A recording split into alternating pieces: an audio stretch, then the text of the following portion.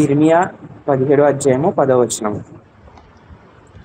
ఒకని ప్రవర్తన బట్టి వారి క్రియల ఫలము చొప్పున ప్రతీకారం చేయుటకు యెహోవా అను నేను హృదయమును పరిశోధించువాడును, అంతరంద్రియములను పరీక్షించువాడును. అంటే దేవుడు హృదయాలోచనలు ఎరిగినవాడు. అంటే మన హృదయంలో మనం ఏమనుకుంటున్నామో అని ఆయనకి తెలుసు. ఫర్ సపోజ్ నేను హృదయంలో ఏమనుకుంటున్నాను, మీరు హృదయంలో ఏమనుకుంటున్నారు అన్నది మనకు మాత్రమే తెలుసమ్మా, బయట ఇంకెవరికి తెలియదు. కానీ మనం ఏమనుకుంటున్నామో, నువ్వేమనుకుంటున్నామో అన్నది దేవునికి ఖచ్చితంగా తెలుసు. మనం ఈ క్షణం ఏం ఆలోచిస్తున్నాము అని దేవుడికి తెలుసు. అందుకనే మన ఆలోచనలు ఎలా ఉన్నాయి అంటే మనము ఎలా ఆలోచిస్తున్నాము, ఒకరికి మంచి చేయాలన్న హృదయంతో మంచి చేయాలన్న ఆలోచనలో ఉన్నామా, లేదా చెడు చేయాలన్న ఆలోచనలో ఉన్నామా, మన హృదయం ఎలా ఆలోచిస్తుంది, ఎటువంటి హృదయం కలిగి ఉన్నాం మనం ఒకసారి ఆలోచించినాం. ఎందుకంటే దేవుడికి ప్రతి విషయం కూడా మనకు చెప్పకుండా తెలుస్తుంది దేవుడికి.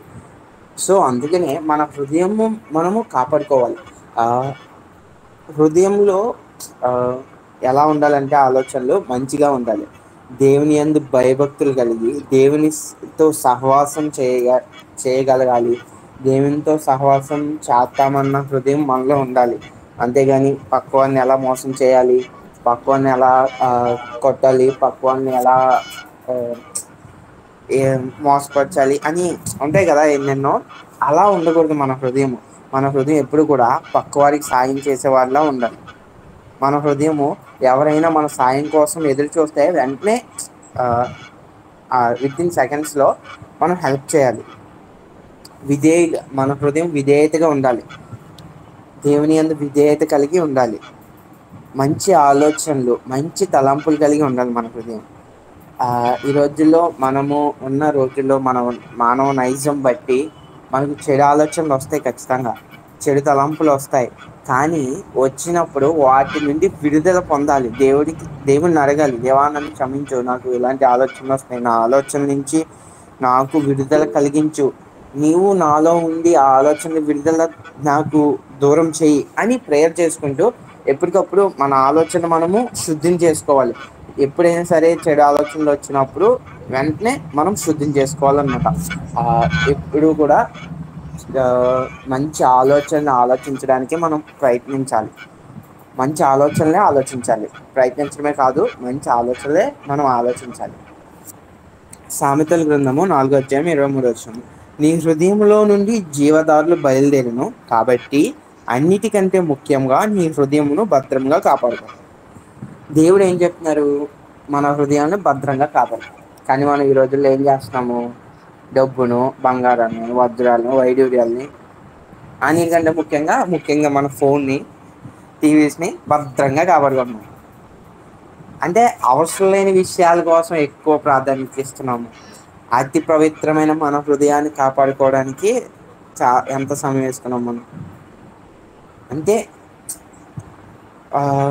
మన అన్నిటికంటే ముఖ్యముగా అంటే ఎంత ప్రాముఖ్యం అన్నమాట మన హృదయాన్ని మనం కాపాడుకోవడం, భద్రంగా కాపాడుకోవడం. సో హృదయము కాపాడుకోవడం అనేది చాలా ఇంపార్టెంట్. కాబట్టి దేవుడు అంత కరెక్ట్గా, అంత క్లిష్టంగా మనకు చెప్పారు. సో మనము అవసరం లేని వాటికి కాకుండా అవసరమైన హృదయాన్ని కాపాడుకోవడానికి మనము ప్రయత్నిద్దాము. ఎప్పుడు కూడా దేవుని సహాయం అడుగుదాము. నా హృదయాన్ని నేను రోజు భద్రంగా కాపాడుకోవాలి లేదా, ఏ చెడు తలంపుల నుండి, చెడు ఆలోచనల నుంచి, అలాగే పక్వాన్ని మోసం చేయాలి ఆలోచనల నుంచి నా హృదయాన్ని నన్ను కాపాడు దేవా. నేను ఎప్పుడు మంచి హృదయ ఆలోచన కలిగి ఉండాలి అని మనం అడగాలి. ఎందుకంటే దేవుడు ఎప్పటికప్పుడు మన హృదయాన్ని పరిశోధిస్తారు, అలాగే అంతరంద్రియములను పరీక్షిస్తారు. రెండు కూడా చేస్తారు. అంటే నా కుమారుడు ఈరోజు ఎలా ఆలోచిస్తున్నారు, ఏ విధంగా ఆలోచిస్తున్నారు అని దేవుడు పరీక్షిస్తాడు. ఖచ్చితంగా మన ఆలోచనలు మంచిగా ఉండాలి. నెక్స్ట్ 1 కొరింథీ 4 అధ్యాయము 5 వచనం. కాబట్టి సమయము రాకమునుపు అనగా ప్రభువు వచ్చే వరకు దేనిని గూర్చి తీర్పు తీర్చకుడి. ఆయన అంధకార మండలి రహస్యములను వెలుగులోనికి తెచ్చి హృదయంలోని ఆలోచనలను బయలుపరిచినప్పుడు ప్రతి వానికిని తగిన మెప్పు దేవుని వలన కలిగిన. అంటే దేవుడు మనకు చెప్తున్నాడు, ఒకరి పట్ల మనం తీర్పు తీర్చకూడదట. అవునమ్మా, మనం ఎవరి పట్ల తీర్పు తీర్చడానికి సరిపోము. ఎవరు ఎలా ఉన్నా కానీ మనం మాత్రం దేవుని పట్ల విధేయత కలిగి ఉండాలి. ఓకే, ఒకవేళ ఎవరైనా తప్పు చేస్తే మనం తీర్పు తీర్చొద్దు, జస్ట్ క్షమించి వదిలేయడమే. క్షమించి వదిలేస్తే మన ఆలోచనలో నిజంగా హృదయ ఆలోచన అదే హృదయంతరంగం నుంచి వాళ్ళని క్షమించామనుకో, దేవుడు మన రహస్యములన్నీ ఎరిగిన వాడు కదా. నా బిడ్డ వీరిని క్షమిస్తాడు, వెంటనే క్షమించాడు. నేను నిన్ను వల్ల నీ పొరుగువారిని ప్రేమించినట్లుగా నేను చెప్పిన ఆజ్ఞను ఆయన పాటించారు అని దేవుడు ఎంతో సంతోషించి మనకు మెప్పును, అంటే మనకి తగిన ఫలితాన్ని దేవుడు ఇస్తాడు. అంతేగాని ఎవరో ఏదో అన్నారని వాళ్ళని తీర్పు తీర్చడానికి మనం సరిపోము. మన మన ఎదుట తప్పు చేసినా సరే మనం క్షమించి వదిలేయాలి, అంతేగాని పక్కల వారి గురించి తీర్పు తీర్చకూడదు మనము. ఒకవేళ ఇంకో విషయం ఏంటంటే, హృదయ ఆలోచనలు కోల్పోతే, ఒకవేళ మనము అంటే మన ఆలోచనలు మన కంట్రోల్లో లేకపోతే ఏమవుతుందంటే, ఒక సడన్గా భూమి దిగిపోతుంది. ఎవరైనా వినున్నారా దాన్ని? సింక్ హోల్ అని అంటాం అనమాట. సింక్ హోల్ అంటే కిందకి దిగిపోతుంది అనమాట. ఒక బిల్డింగ్ మధ్యలో ఒక దృశ్యం చూసాను. ఒక బిల్డింగ్ మధ్యలో బిల్డింగ్, చుట్టుపక్కల కూడా బిల్డింగ్. సడన్గా సింక్ హోల్ అంటే ఏర్పడడం వల్ల బిల్డింగ్ అంతా భూమిలోకి వెళ్ళిపోతుంది. అలాంటి జీవితం కూడా మనం మారిపోతాం అనమాట. మన జీవితం సడన్గా దేవుని యొక్క బ్లెస్సింగ్స్ని కోల్పోతాం అన్నమాట. జీవితంలో హృదయ ఆలోచనలు సరిగ్గా లేకపోతే ఫస్ట్ ఆఫ్ ఆల్ దేవుని బ్లెస్సింగ్స్ కోల్పోతాం. రెండోది వచ్చిన ఆపర్చునిటీస్ కోల్పోతాం. మూడోది వాల్యుబుల్ థింగ్స్ని కోల్పోతాం. అంటే మన ఆలోచనలు కంట్రోల్ చేసుకోకపోతే ఎంత భయంకరమో చూడండి. దేవుని బ్లెస్సింగ్స్ కోల్పోతాం. అంటే దేవుని బ్లెస్సింగ్స్ కోల్పోతే ఇంకా మనం జీవించగలమా? మనం జీవించుతున్నదే దేవుని కృప వల్ల. ఆయన కృప లేకపోతే క్షణమాత్రం కూడా మనం జీవించలేము. నిజంగా ఈ రోజుల్లో ఆయన కృప వల్లే మనము ఇంకా సజీవంగా ఉన్నాము. సో ఆయన బ్లెస్సింగ్స్ని కోల్పోయేలాగా మనం చేసుకోకూడదు. నెక్స్ట్ ఆపర్చునిటీస్ కోల్పోతున్నాం. అంటే ఎన్నో ఆపర్చునిటీస్ వస్తాయి లైఫ్లో. నిజంగా కొన్ని రియల్ లైఫ్లో దేవుడే కావాలని మనకు తప్పించి మంచి ఆపర్చునిటీని ఇస్తారు. కానీ ఇది ఎలా అంటే, మనకి వచ్చిన ప్రతి ఆపర్చునిటీస్ని కోల్పోతాము. దేవుని హృదయంలో మన హృదయంలో చెడు ఆలోచనలు ఉంటే దేవుడు యొక్క ఇచ్చిన ఆపర్చునిటీస్ అన్నిటినీ మనం కోల్పోతాం అనమాట. అలాగే వాల్యుబుల్ థింగ్స్ అంటే మనకి బోల్డెన్ వాల్యుబుల్ థింగ్స్ ఉంటాయి. హృదయము అనేది ఒక వాల్యుబుల్ థింగ్ మనకి. ఆ హృదయాన్ని కోల్పోతాం మనం. ఇంకా జీవితంలో ఎన్నో వాల్యుబుల్ థింగ్స్ ఉంటాయి. దేవునికి ఇష్టం లేని ఆలోచనలు చేస్తే వాల్యుబుల్ థింగ్స్ అనేవి కోల్పోతాము. వీటిని కోల్పోకుండా ఉండాలంటే మనం ఏం చేయాలంటే, వ్యక్తిగతంగా ఆరోగ్యవంతమైన జీవితం గడపాలి. అంటే ఆరోగ్యవంతమైన హృదయంతో దేవుని కొనియాడాలి. దాన్ని కోల్పోకుండా నన్ను కాపాడని ఎప్పటికప్పుడు పశ్చాత్తాపడుతూ ఉండాలి. అంటే నిజాన్ని చెప్పాలంటే ప్రపంచంలో ఎవరూ కూడా పర్ఫెక్ట్ కాదు. ఆయన దగ్గర మన తప్పులను ఒప్పుకోవాలంటే అప్పుడే మనము పర్ఫెక్ట్ అవుతాము. మనుషుల దగ్గర ఎలా ఉన్నామో అని చూసుకోకుండా దేవుడి దగ్గర ఎలా జీవించుచున్నామని పరిశీలించుకోవాలి. ఎందుకంటే దేవుడి దగ్గర విధేయతగా జీవించిన వాడు మనుషుల దగ్గర కూడా విధేయతగా జీవిస్తాడు. ఎందుకంటే దేవుని ప్రేమ ఖచ్చితంగా మనుషుల దగ్గర కనపరుస్తాడు. దేవుని ప్రేమ మనుషుల దగ్గర ఖచ్చితంగా కనపరుస్తారు. సో మనుషులు ఏమనుకుంటున్నారు అన్నది మనకు ముఖ్యం కాదు. మన పట్ల మన ఆలోచనల పట్ల దేవుడు ఏమనుకుంటారో అని ఆలోచించుకోవాలి. అబ్బా, నేను ఈ విధంగా ఇలా ఆలోచించుకున్నాను, ఈరోజు దేవుడు నా పట్ల సంతోషంగా ఉన్నారా, బాధగా ఉన్నారా, దేవుడు ఎలా ఫీల్ అవుతున్నారు అని మనం మెమరైజ్ చేసుకుంటూ ఉండాలి. మంచి ఆలోచనలు కలిగి ఉన్నామనుకో దేవుడు సంతోషిస్తాడు ఖచ్చితంగా. చెడు ఆలోచనలు కలిగి ఉన్నామనుకో దేవుడు బాధపడతాడు. నువ్వు ఖచ్చితంగా పశ్చాత్తాపడ్డావు అనుకో నీ వెంటనే క్షమిస్తాడు. మనము ప్రేయర్ చేసుకున్నప్పుడు అంటమ్మా ఖచ్చితంగా మన పక్కనే మన కాపుదలగా మన ఆయన చెయ్యి మన మీద ఉంచి అలా ఉంచుతారంట మనం ప్రేయర్ చేసుకున్నప్పుడు ఖచ్చితంగా. అంటే ఎంత బ్లెస్సింగ్ చూడండి మనకి. దేవుడే మన అంటే ప్రేయర్ చేసిన ప్రతి మాట కూడా ఆయన వింటారు. ఏ ఒక్క విషయం కూడా వృధా కాదు, అది ఖచ్చితంగా నెరవేరుతుంది. అంటే ఆలస్యం అవుతుందేమో అని బాధపడకండి. ఆలస్యం అవుతే అద్భుతాలు జరుగుతాయి ఖచ్చితంగా. నీకు తగిన సమయంలో కార్యం జరిగిస్తాడు.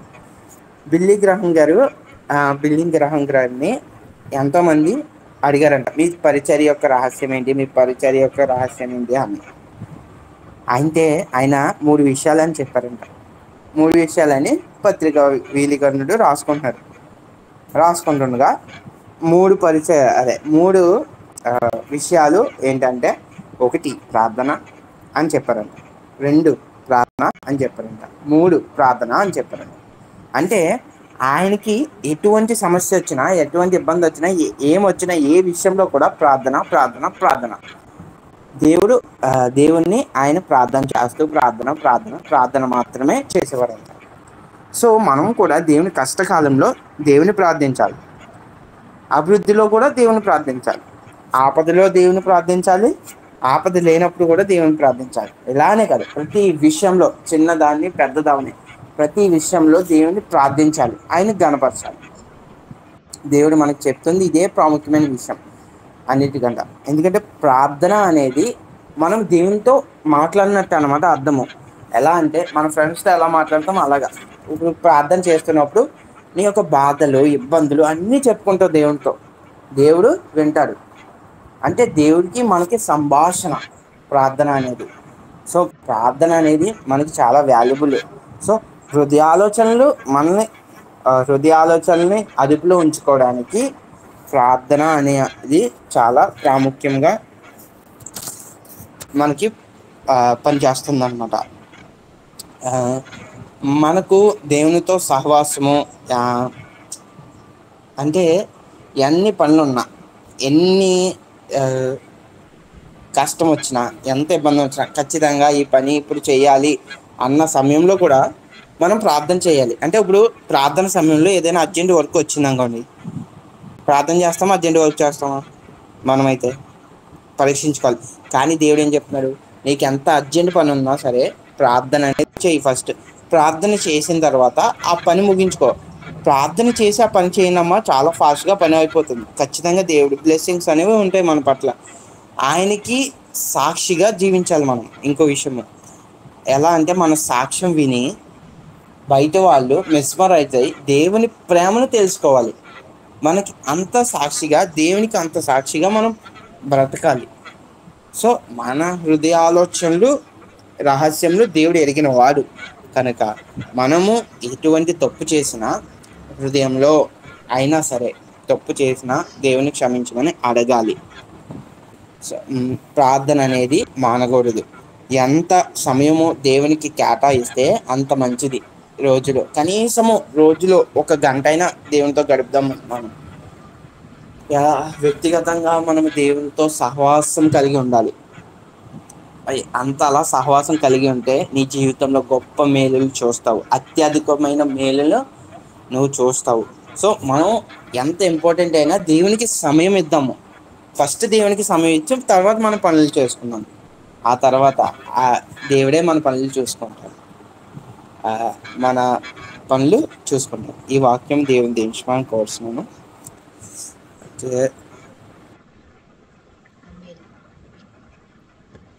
అక్కడ వాక్యాహారం అందించిన పేజీ నీకు అందరూ ప్రైజ్ లార్డ్ చెప్తామా? ప్రైజ్ లార్డ్ అన్నయ్య. ప్రైజ్ లార్డ్ అమ్మ. Praise lord. ప్రైజ్ లార్డ్ అమ్మ.